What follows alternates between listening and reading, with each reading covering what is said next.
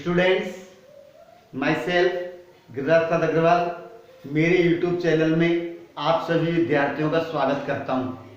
आज मैं आपके सामने एक नया बिंदु लेकर उपस्थित हुआ हूं और वह बिंदु है हमारा correct form of verb part 2। सबसे पहले आज मैं आपको करेक्ट फॉर्म ऑफ वर्ब में प्रेजेंट इंडेफिनिट टेंस पढ़ाने जा रहा हूं। पिछले वीडियो में मैंने आपको प्रेजेंट इंडेफिनिट टेंस के बारे में ट्रांसलेशन समझाया था। आज मैं इसके लिए करेक्ट फॉर्म ऑफ वर्ब भरना सिखा रहा हूं कि प्रेजेंट इंडेफिनिट टेंस भरने के लिए हमको क्या देखना होता है, और आप इस बात को जरूर ध्यान करेंगे कि प्रेजेंट इंडेफिनिट सबसे इंपॉर्टेंट है, परीक्षा में अवश्य आता है। इसलिए जिस स्टूडेंट ने इस टेंस को समझ लिया, आगे के अपना आप समझ में आ जाएगा कि सबसे ज्यादा समझने का मैटर इसी। तो अब मैं इस वीडियो को प्रारंभ करूं, इससे पहले मैं आप सभी से रिक्वेस्ट करूंगा कि जिन्होंने मेरे चैनल को सब्सक्राइब नहीं किया है वो सब्सक्राइब अवश्य करें। देखिए, प्रेजेंट इंडेफिनिट टेंस पहचान क्या होती है इसकी। देखिए, पहचान हिंदी के वाक्य में जो होती है मैं आपको बता रहा हूं। ता है, ती है, ते हैं, ता हूं। हिंदी वाक्यों के अंत में क्या आता है? ता है, ती है, ते है, ता हूं। जैसे वह बाजार जाता है, क्या लिखेंगे?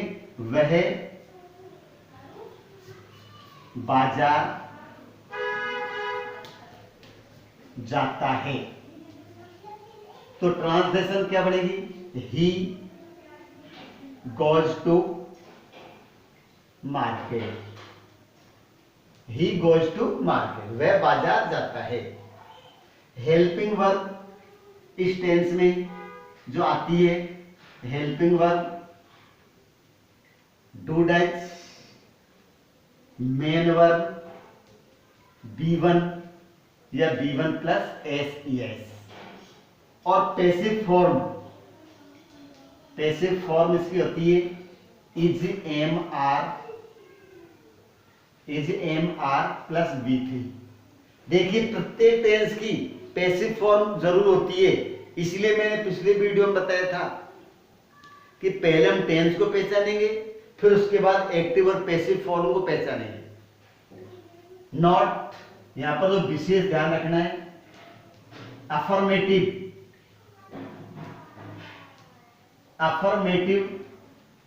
में आता है B1 या B1 प्लस SES। बोलिए, क्या आता है अफर्मेटिव में? साधारण वाक्य होता है, उसमें B1 या B1 plus SES। Be others, जो अन्य प्रकार के सेंटेंसेज होते हैं उनमें आता है डू डज प्लस B1। ये हमको विशेष ध्यान रखना है।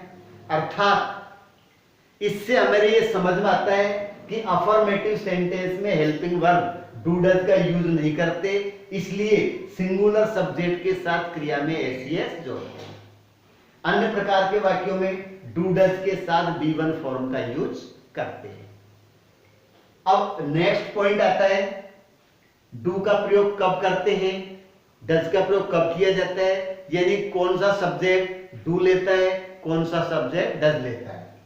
तो देखिए, डू का प्रयोग करेंगे हम आई, वी, यू, दे, वे प्लूरल सब्जेक्ट के साथ। डू का प्रयोग I, we, you, they, the plural subject के साथ। डज का प्रयोग जो हम करेंगे, डज का प्रयोग करते हैं ही, शी, इट, नेम, वे सिंगुलर सब्जेक्ट के साथ। ही, शी, इट, नेम वे सिंगुलर सब्जेक्ट के साथ। तो ये यहां पर बेसिक चीज मैंने आपको इस टेंस के बारे में बता दी। पहचान ता है, ती है, ते है, ता हूं। Helping verb do does, main verb B1 या B1 plus SES, passive form is am are plus B3। फिर जो मेन नियम है, अफर्मेटिव में केवल B1 या B1 प्लस एस आता है, अदर सेंटेंसेज में डू डज के साथ B1 आता है। अफर्मेटिव में सिंगुलर सब्जेक्ट और क्रिया में एस जुड़ता है। डू और डज का यूज ये है। अब मैं मुख्य बिंदु पर आता हूं। Correct form of verb present indefinite tense भरने के लिए हम क्या देखते हैं, यानी कि यूजेज क्या है। इसको आप उतार लें, नहीं तो स्क्रीनशॉट लें।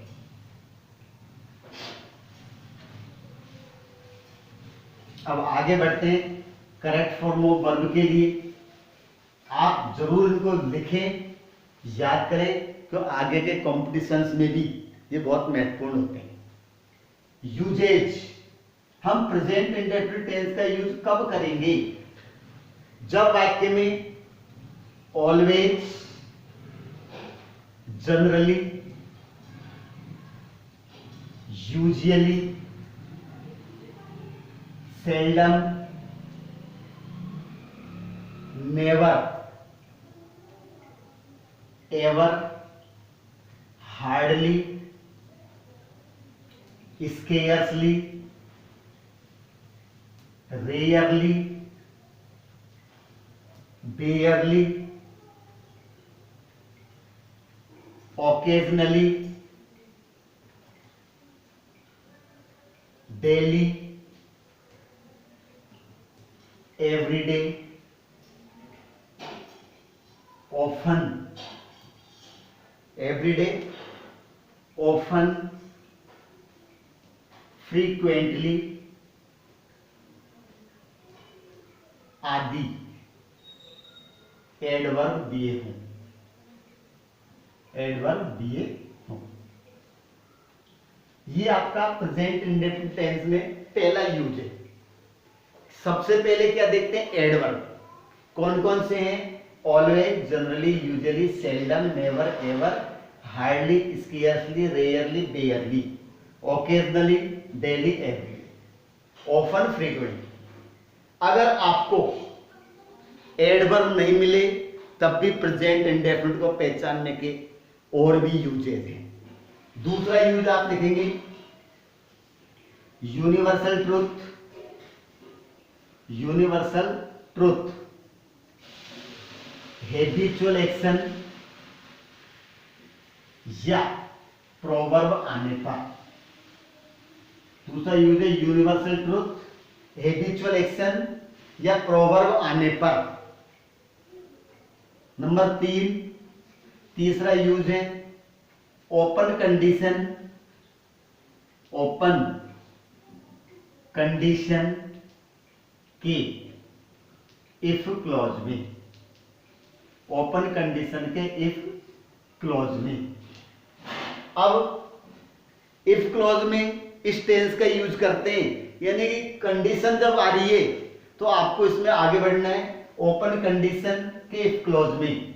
अर्थात यदि सेंटेंस, अर्थात यदि सेंटेंस इफ से प्रारंभ हो, इफ से प्रारंभ हो, इफ से प्रारंभ हो और उसके रिजल्ट क्लॉज में, उसके रिजल्ट क्लॉज में will shall plus B1 form दी हो, will shall plus B1 form दी हो तो उसके रिजल्ट, उसके इफ वाले भाग में, इफ वाले भाग में B1 अथवा B1 प्लस एस फॉर्म का यूज करते हैं। B1 या B1 प्लस एस फॉर्म का यूज करते हैं। ये ओपन कंडीशन होती है। कंडीशन में वाक्य दो भाग होते हैं, एक भाग हमारा इफ क्लोज होता है और दूसरा भाग हमारा रिजल्ट क्लोज होता है। अब इस कंडीशन को और मैं आपको विस्तार से बता रहा हूं, पहले आप इनको उतार लें, इस तीसरे बिंदु को मैं और समझाऊंगा। देखिए क्या होता है इसके अंदर, कंडीशन को किस प्रकार से देखा जाता है। वाक्य इफ से प्रारंभ होता है, पहला क्लोज हमारा इफ क्लोज होता है, इसमें B1 या B1 प्लस ACS फॉर्म का यूज करते हैं, लेकिन कब करेंगे, रिजल्ट क्लोज में आपको मिलेगा विल शेल प्लस B1। इसको देखने पर हम क्रिया में क्या बदलेंगे, B1 या B1 प्लस ACS। जैसे इफ यू रिक्त स्थान hard comma you will pass in exam, कोष्टक में दे दिया वर्क। अब हमको कहां भरना है, इफ वाले भाग में भरना है, तो हमको क्या देखना है, रिजल्ट क्लोज। रिजल्ट क्लोज में हमको दे रखा विल प्लस फर्स्ट फॉर्म, पास क्या है, फर्स्ट फॉर्म, तो हम यहां पर भर देंगे B1 या B1 प्लस ACS। अब यू सब्जेक्ट यहां पर प्लूरल है, इसलिए केवल वर्क को वर्क लिखेंगे। सब्जेक्ट सिंगुलर होता तो वर्क्स इस प्रकार से आता है। चौथा यूज जो आपको लिखना है, यदि दो वाक्य बिफोर अथवा आफ्टर से जुड़े हों, बिफोर अथवा after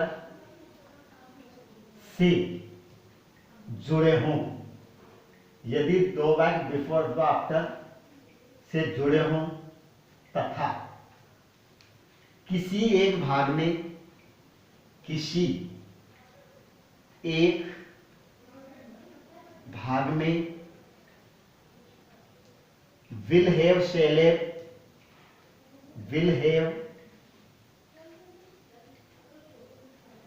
shell have plus B3 form दी हो, will have shall have plus B3 form दी हो, तो उसके विपरीत भाग में B1 या B1 प्लस ACS फॉर्म का यूज करते हैं। तो उसके विपरीत भाग में B1 या B1 प्लस ACS फॉर्म का यूज करते हैं। इसको हम स्ट्रक्चर के आधार पर दिखा सकते हैं, यानी कि B1 will have oblique shell have plus B3 structure before से जोड़ेंगे,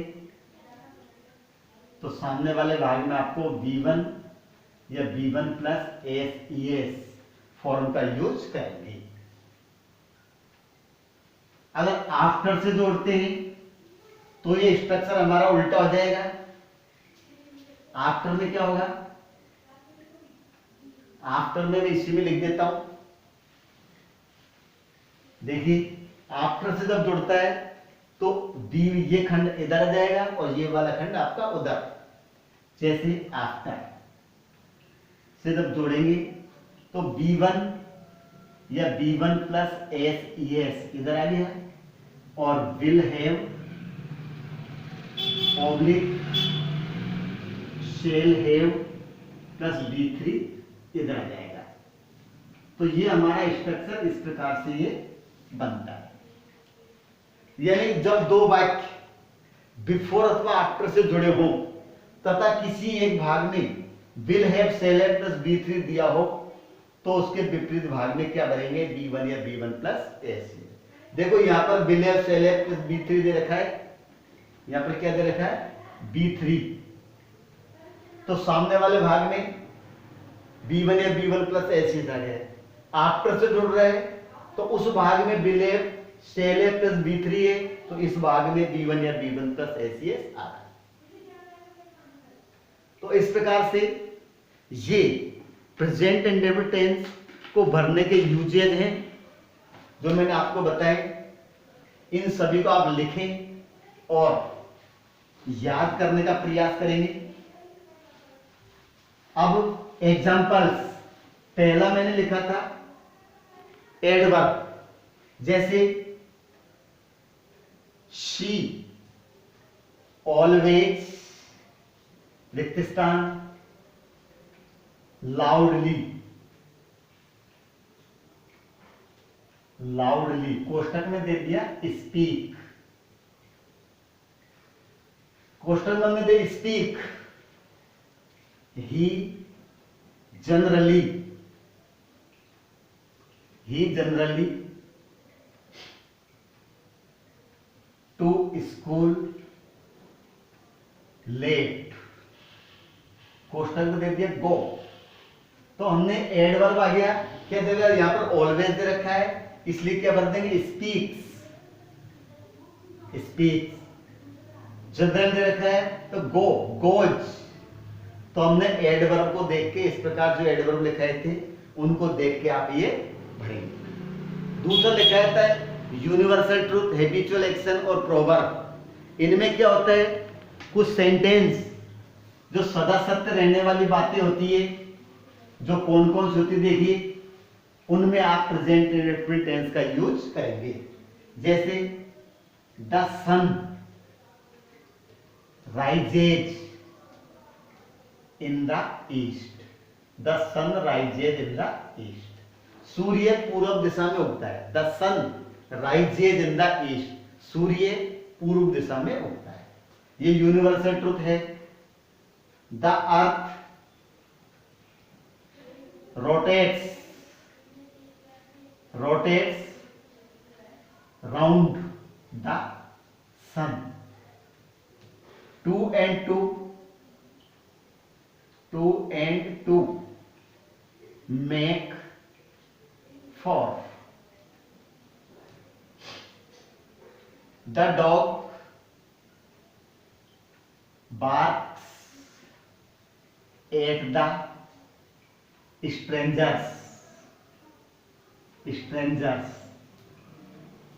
Slow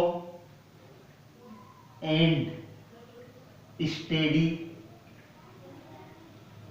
wins a race.